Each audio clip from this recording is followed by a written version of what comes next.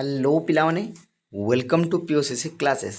आज आम फकीर मोहन सेनापति द्वारा रचित सभ्य जमीदार गल्पर विस्तृत आलेख्य आलोचना एवं तार सारांश विषय सविशद वर्णना करवा।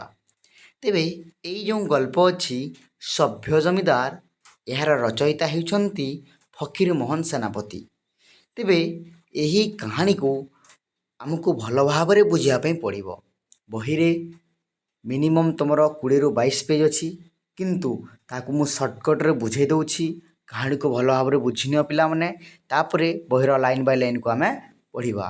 तेबे कहानी को पढ़ा को हेले सर्वप्रथम आमको तार चरित्र विषय जानापी पड़ो। एवं इथिरे मुख्य चरित्र कहले केवल 3 चरित्र अच्छा। गोटे होती आमर बलराम बल, द्वितीय नंबर चरित्र होउचंती आमर गोपाल एवं तृतीय चरित्र होउचंती राजीव लोचन।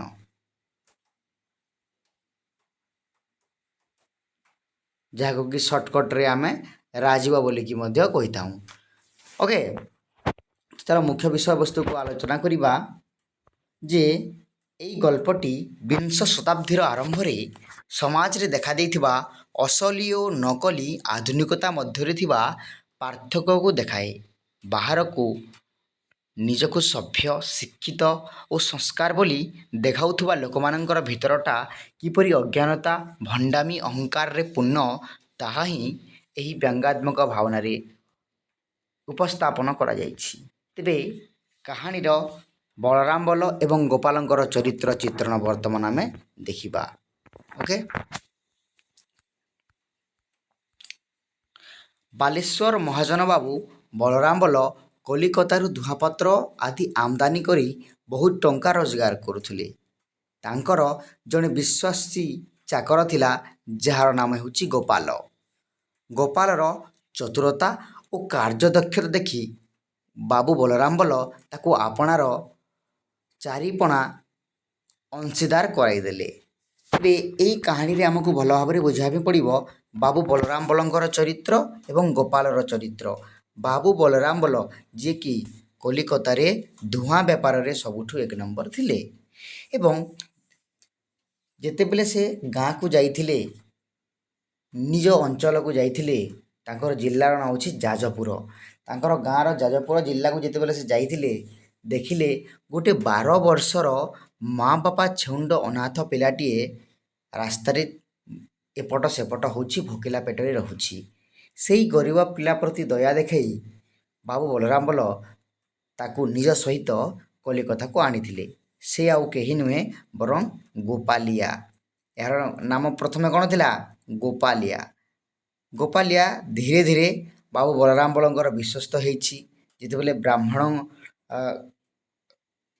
घर चली जाइछि टंका पत्र चोरी करिकी फेरार होईछि सेतेबेले गोपाल ही बाबू बलराम बल को रांधियापी देइछि खाइबापी देइछि। एवं आ गोटे कथा एमिति एक घटना जो घटना बलरे बाबू बलराम बलंकर प्रिय गोपाल हो पारिछि एवं सेही घटना हेउछि आकबरी मोहर। आकबरी मोहर भाग्य थिरे लोक को मिली थाए। तेबे बणिक ठारू बाबू बलराम बल टंका देकी आकबरी मोहर किଣିଥିଲେ किंतु निजर काम रे एते व्यस्त हो जाइथिले जे आकबरी मोहर को से ठीक जगह रखि नथिले एवं परदिन से हठात खोजुछंती किंतु तांको आकबरी मोहर मिलु नाही। एवं जेतेबेले आकबरी मोहर न मिलिला से बहुत दुख प्रकाश करछंती। सेतकी बेले हठात गोपाल आसीछि एवं बाबूंकर हाथ को हाथ रे देई देइछि बाबू एइटा हेउछि आपणकर सेही आकबरी मोहर जाको आपण खोजुतिले ना। तो एतिकी बेले बाबू बलराम बल बहुत माने इम्प्रेस बा खुशी हो जाइछंती एवं गोपाल को कुंडई पकईछंती। सेही दिन ठारू गोपाल हो जाइछि बाबू बलराम बलंकर खास लोक गोपालिया गोपाल। एवं सेही दिन ठारू बाबू सबु बोली गोपाल गोपाल गोपाल बोलिकी डाकती गोपाल को। ओके, तेबे धीरे धीरे गोपालिया गोपालिया गोपाल एवं तापर आसीगला गोपाल चंद्र। से संपत्तिर मालिक होई बाबू गोपाल चंद्र महापात्र नाम रे परिगणित हो गले। ओके, तांकर पुराना कौन होगला? गोपाल चंद्र महापात्र। सी श्यामापुर ଅଞ୍ଚଳରେ ଏକ ଜମିଦାରୀ ମଧ୍ୟ କିଣିଲେ। କିନ୍ତୁ ଜମିଦାରୀର ସୁଖ ଭୋଗ କରିବା ପୂର୍ବରୁ ହଠାତ୍ ସନ୍ନିପାତ ରୋଗରେ ତାଙ୍କର ମୃତ୍ୟୁବରଣ ଘଟିଯାଇଛି। କାହାଙ୍କର?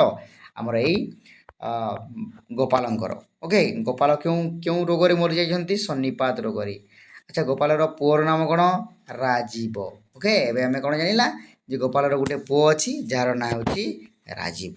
ଓକେ, ତେବେ ସଭ୍ୟ ଜମିଦାର ରାଜୀବ ଲୋଚନଙ୍କ ପ୍ରବେଶ। ତେବେ ଏଇ ଯେଉଁ କାହାଣୀ ଅଛି, ଏଇ କାହାଣୀ ରାଜୀବ ଲୋଚନ ଉପରେ ପର୍ଯ୍ୟବେସିତ। ମାନେ ଏଇ କାହାଣୀର ମୁଖ୍ୟ ଚରିତ୍ର ହେଉଛି କିଏ? ରାଜୀବ ଲୋଚନ। ଗୋପାଳ ଚନ୍ଦ୍ରଙ୍କର ମୃତ୍ୟୁ ପରେ ତାଙ୍କ ପୁଅ ରାଜୀବ ଲୋଚନ ଜମିଦାରୀର ମାଲିକ ହେଲେ। ରାଜୀବ କଲିକତାରେ ପାଠ ପଢ଼ୁଥିଲେ ଓ ସେଠାକାରେ ଦୁଇଟି, ଗୋଟେ କୁସଂସ୍କାର ବିନାଶିନୀ ଆଉ ଗୋଟେ ନାରୀ ସ୍ୱାଧୀନତା ବିବର୍ଦ୍ଧିନୀ ପରି ସଭା ସମିତି ଜଡ଼ିତ ଥିଲା। ଗୋଟେ ମଙ୍ଗଳବାର ଦିନ ଆଉ ଗୋଟେ ଶନିବାର ଦିନ। ଓକେ, ରାଜୀବ ନିଜକୁ ଜଣେ ବଡ଼ ଆଧୁନିକ ଓ ସଂସ୍କାରକ ମନେ କରୁଥିଲେ।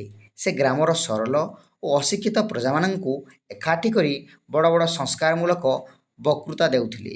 ସେ କହୁଥିଲେ ଯେ ଚାକିରି କରିବା ଧିକ୍କାରଜନକ ଏବଂ ଦେଶର ଦୁର୍ଦ୍ଦଶାର କାରଣ ହେଉଛି ଆମର କୁସଂସ୍କାର। କିନ୍ତୁ ଏସବୁ କେବଳ ତାଙ୍କର ଦେଖାଣିଆ ଆଡ଼ମ୍ବର ଥିଲା। ବାସ୍ତବ ଜୀବନର ଜ୍ଞାନ ସହ ତାଙ୍କର କୌଣସି ମଧ୍ୟ ସମ୍ପର୍କ ନଥିଲା। ତେବେ ରାଜୀବ ଲୋଚନ ନିଜକୁ ସଂସ୍କାରକ ବୋଲି ଦେଖିବା ପାଇଁ ଗାଁର କୌଣସି ଝିଅକୁ ସେ ବିବାହ କଲେ ନାହିଁ, ବରଂ କଲିକତାରୁ ଜଣେ ସଭ୍ୟ ଓ ଶିକ୍ଷିତା ଝିଅକୁ ବିବାହ କରିଥିଲେ, ଯାହାର ନାଁ ହେଉଛି ନୟନତାରା ଦୁଃଖପାସରା। ସେ ରାଜୀବ ଭାବିଥିଲେ ଯେ ତାଙ୍କର ଶ୍ୱଶୁର ଜଣକ ହେଉଛନ୍ତି ବହୁତ ବଡ଼ ଲୋକ, କିନ୍ତୁ ବାସ୍ତବରେ ସେ ଥିଲେ କ'ଣ? ସେ ଆସାମର ଚା ବେପାରୀ ଥିଲେ, ଖାନସମା ଥିଲେ। ଓକେ, ଏବଂ ପରବର୍ତ୍ତୀ ସମୟରେ ତାଙ୍କର ଧନ ପ୍ରାପ୍ତି ହେଇଛି। କାହାର? ମାନେ ରାଜୀବ ଲୋଚନଙ୍କର ଶ୍ୱଶୁରଙ୍କର। କିନ୍ତୁ ସେ ପୂର୍ବରୁ କ'ଣ ଥିଲେ? ରାଜୀବ ଲୋଚନଙ୍କର ଶ୍ୱଶୁର ସେ ଗୋଟିଏ ଖାନସମା ଥିଲେ। ଓକେ, ଆସାମର ଚା ବଗିଚାରେ। ବିବାହ ପରେ ଯେତେବେଳେ ନୂଆ ଜମିଦାରିଣୀ ଗ୍ରାମକୁ ଆସିଛନ୍ତି, ତାଙ୍କର ଚାଲିଚଳଣି, ବ୍ୟବହାର ଓ କାର୍ଯ୍ୟକଳାପ ତାଙ୍କର ପ୍ରକୃତ ସ୍ୱରୂପକୁ ପର୍ଦ୍ଦାଫାଶ କରିଦେଇଛି। ରାଜୀବ ଲୋଚନଙ୍କର ଶିକ୍ଷା, ଆଧୁନିକତାର ଗର୍ବ ଏବଂ ସିଦ୍ଧାନ୍ତ ସବୁକିଛି ପ୍ରହସନରେ ପରିଣତ ହୋଇଯାଇଛି। ତେବେ ଏଇ ଯେଉଁ ଗଳ୍ପ ଅଛି, ଏ ଜାଗାରେ ରାଜୀବ ଲୋଚନର ଚରିତ୍ରକୁ ଅଶିକ୍ଷିତ ଏବଂ ଅସଭ୍ୟ ଆକାରରେ ପରିଗଣିତ କରାଯାଇଛି। କେମିତି ସେଟା ଚାଲ ଟିକେ ଆଲୋଚନା କରିବା। ଦେଖ, ରାଜୀବଙ୍କର ବାପା ହେଉଛନ୍ତି ଗୋପାଳ ଏବଂ ରାଜୀବ ଛୋଟ ବେଳରୁ ହିଁ ସେ ଉତ୍ପାତ ମଚାଉଥିଲା, ଦୁଷ୍ଟାମି ଦେଖାଉଥିଲା। କିନ୍ତୁ ଯେହେତୁ ସେ ଜମିଦାରର ପୁଅ, ତାକୁ କେହି ମଧ୍ୟ କିଛି କହୁନଥିଲେ। ଏପରିକି ମାଷ୍ଟରଜୀ ମଧ୍ୟ ବା ଗୁରୁଜୀ ମଧ୍ୟ କିଛି କହୁନଥିଲେ। ଯେତେବେଳେ ଗୋପାଳ ତାଙ୍କର ବ୍ୟସ୍ତବହୁଳ ଜୀବନରୁ ଟିକେ ସମୟ ଫୁର୍ତ୍ତି ପାଉଛନ୍ତି, ସେ ଗାଁକୁ ଆସୁଛନ୍ତି, ତାଙ୍କ ସ୍ତ୍ରୀ ତାଙ୍କୁ କହୁଛନ୍ତି ଯେ ତୁମର ପୁଅ କଥା ମାନୁନି, ଏମିତି ସେମିତି କରୁଛି। କିନ୍ତୁ ରାଜୀବର କଥାର ଯେଉଁ କମ୍ପ୍ଲେନ୍ ଅଛି, ସେଇ କମ୍ପ୍ଲେନ୍କୁ ଗୋପାଳ କେବେ ସିରିୟସଲି ନେଇନାହାନ୍ତି। ଓକେ, ମାଷ୍ଟରଜୀ ମଧ୍ୟ ଜାଣିଛନ୍ତି ଯେ ଗୋପାଳ ବହୁତ ଦୁଷ୍ଟାମି କରି ପାଠ ପଢ଼େ ନାହିଁ, ପିଲାମାନଙ୍କ ସହିତ ଖଟି ମଜା କରେ। କିନ୍ତୁ ସେ ବଡ଼ ଘରର ପୁଅ ହେଇଥିବାର ତାଙ୍କୁ କେହି କିଛି କହିପାରିଲେ ନାହିଁ। ଗୋପାଳଙ୍କର ସ୍ୱପ୍ନ ଥିଲା ଯେ ସେ ଯେହେତୁ ପାଠ କମ୍ ପଢ଼ିଛନ୍ତି, ତାଙ୍କର ପୁଅ ଇଂରାଜୀ ପାଠ ପଢ଼ିବ ଏବଂ ତାଙ୍କୁ ବେପାର ବାଣିଜ୍ୟରେ ସାହାଯ୍ୟ କରିବ। ଏଇ କଥାକୁ ଆଖି ଆଗରେ ରଖି ଗୋପାଳ ରାଜୀବର ନାଁ କଲିକତାର ଇଂରାଜୀ ବିଦ୍ୟାଳୟରେ ଲେଖାଇଲେ। ସେ ଜାଗାରେ ସେ ପାଠ ପଢ଼ିବା ଛାଣିକି ରାଜୀବ ବିଭିନ୍ନ ପ୍ରକାର ସଭା ସମିତି, ମୌଜ ମଜଲିସରେ ବ୍ୟସ୍ତ ରହିଲେ ଏବଂ ବାପାଙ୍କୁ ପାଠ ପଢ଼ିବା ବଦଳରେ ପଇସା ମାଗି ଠକି ଦେଉଥିଲେ ଏବଂ ବେଶୀ ବେଶୀ ଟଙ୍କା ବାବାଙ୍କ ଠାରୁ ମାଗୁଥିଲେ। ଏବଂ ସେ ଗୋଟେ ଅଶିକ୍ଷିତ ଏବଂ କୁସଂସ୍କାର ହୋଇଯାଇଛନ୍ତି। ଇଂରାଜୀ ପାଠ ପଢ଼ିଛି ବୋଲିକି ନିଜକୁ ସେ ସଂସ୍କାରୀ ଭାବୁଛନ୍ତି ଏବଂ ଆମର ନିଜ ଦେଶ ମାଟିର ସଂସ୍କୃତି, ଐତିହ୍ୟ, ପରମ୍ପରା ତାଙ୍କୁ କ'ଣ ବିଷ ସଦୃଶ ଲାଗିଛି। ତ ସେଇ ବିଷୟରେ ଅଛି। କିନ୍ତୁ ଏଇ ଜାଗାରେ ଯେଉଁ ଗୋଟେ ଯେଉଁ ପ୍ରଶ୍ନଟି କରାଯାଇଛି, ମାନେ ସମସ୍ତଙ୍କ ମନରେ ପଡ଼ିବ ଯେ ସଭ୍ୟ ଜମିଦାର କାହିଁକି କୁହାଯାଇଛି? ସେ ତ ଅସଭ୍ୟ କାମ କରୁଛି। ବାସ୍, ଏଇଟା ହେଉଛି ଗୋଟେ କଟାକ୍ଷ। ଏଇଟା କ'ଣ କଟାକ୍ଷ? ଗୋପାଳ କେତେ ଭଲ ଥିଲା, ସଭ୍ୟ ଥିଲା, ସେ କେତେ ନମ୍ର ଥିଲା। ସେ ଚୋର ଠଙ୍କ ପ୍ରକୃତିର ଲୋକ ନଥିଲା, କିନ୍ତୁ ତାର ପୁଅ କିଏ? ରାଜୀବ ଲୋଚନ ଗୋଟେ ଅସଭ୍ୟ ଅଟେ। ଓକେ, ବୁଝିପାରିଲ? ତ ସଭ୍ୟ ଜମିଦାର ମାନେ ଏ ଜାଗାରେ ସଭ୍ୟ ଜମିଦାର ହେଉଛନ୍ତି କିଏ? ଗୋପାଳ। କିନ୍ତୁ ଅସଭ୍ୟ ଜମିଦାର କିଏ? ଗୋପାଳର ପୁଅ ରାଜୀବ। ତୁମକୁ ଏଇ କନସେପ୍ଟକୁ ମଧ୍ୟ ଭଲ ଭାବରେ ବୁଝିବା ପାଇଁ ପଡ଼ିବ। ଓକେ ପିଲାମାନେ, ଠିକ୍ ଅଛି। ତାପରେ ଦେଖିବା ତେବେ ଏଇ ଗଳ୍ପର ପ୍ରମୁଖ ବିଶ୍ଳେଷଣ ମାନେ ଗଳ୍ପର ମେନ୍ କାରଣଟା କ'ଣ ରେ ପିଲାମାନେ ଦେଖ। ଓକେ, ପାଠ ପଢ଼ିବା ଏବଂ ଗୁଡ଼ାଏ ଇଂରାଜୀ ଶବ୍ଦ କହିବା ଦ୍ୱାରା କେହି କେବେ ସଭ୍ୟ ହୋଇଯାଆନ୍ତି ନାହିଁ।